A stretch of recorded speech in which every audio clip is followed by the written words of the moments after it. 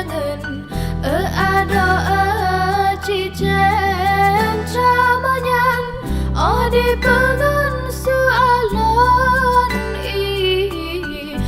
di semano pasir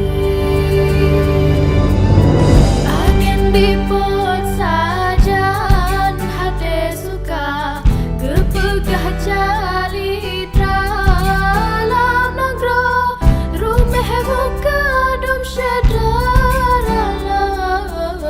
takzim kesingah dekat.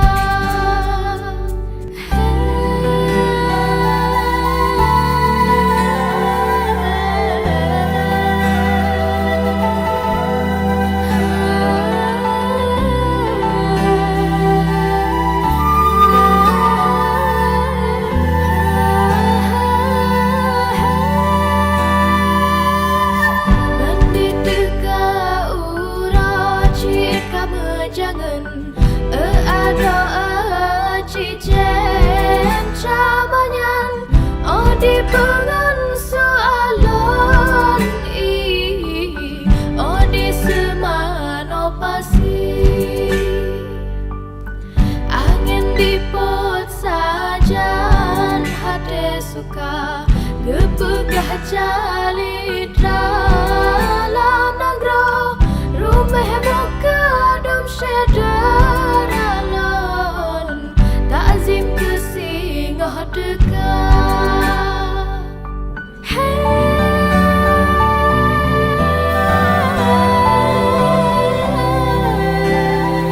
Puasa Ramadan itu terdapat fadilah, terdapat keutamaan-keutamaan yang kalau kita bisa mengetahuinya, kalau kita bisa mendalaminya fadilah itu, kita akan berharap agar sepanjang tahun ini puasa Ramadan.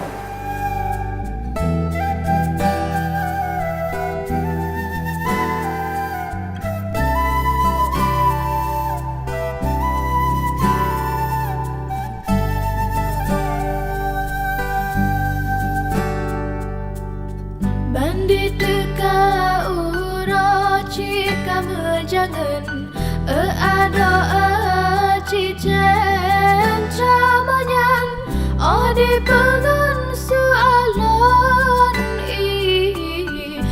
di semano pasir angin dipot sajan hati suka kepegah jali dalam negro rumah muka syedaralan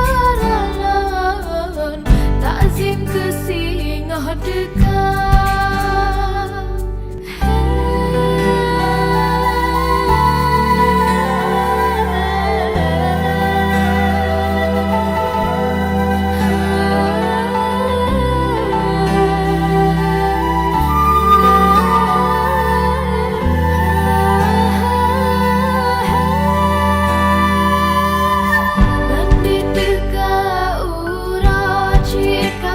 Jangan ada cijen camanyan di pengan soalan di semano pasir angin dipot sajan hati suka kepegah jali